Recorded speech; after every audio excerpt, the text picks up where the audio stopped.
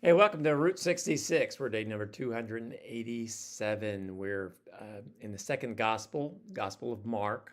If you recall, Mark was probably an associate, especially of Simon Peter. He did hang around with Paul for a little bit, but he's mostly associated with Simon Peter. So this is probably Simon Peter's recollection of the life of Jesus. And today we're going to read Mark chapter 5 and 6. Mark is the shortest gospel. It's pretty boom, boom, boom, boom, boom, a lot of things happening. And these two chapters, really the theme, what I would call is the power over the impossible. Jesus does some over the top miracles.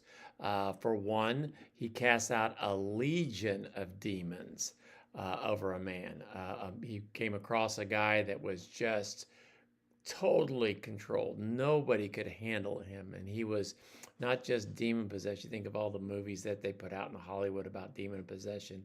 This was reality. This was real. Demons, a legion, which is thousands of demons, possessed him, and Jesus cast him out. He also healed a woman from a long illness. That had been sick and gone to the doctors, and the doctors couldn't do anything, and he healed her. And then he raised Jairus's daughter from the dead, a young girl. He raised her from the dead. And yet in Nazareth, the town that he grew up in, he was born in Bethlehem, but he was raised in Nazareth, and they rejected him. And the people that knew him best rejected him, which is kind of unusual, but sometimes, Jesus says, quote, a prophet doesn't have any honor in his own country. You can go somewhere else and people accept you, but you come back home, yeah, we know this guy. But Jesus lived a perfect life in front of them, and they rejected him. They want him, and he didn't do many miracles in Nazareth. And then it follows up here these sections in chapter 5 and chapter 6 with the 12 disciples sent out to minister. We read about John the Baptist being martyred. Jesus feeds 5,000 and he walks on water. You see what I mean? When it's just boom, boom, boom. I mean, any one of these would be monumental. But Jesus it's almost like he's God, right? Exactly.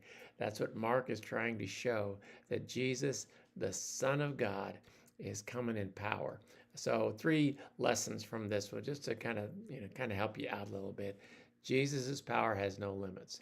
He conquers demons, conquers disease, he even conquers death. There is nothing that can stand in the way of Jesus. A 3rd lesson, faith opens the door to miracles.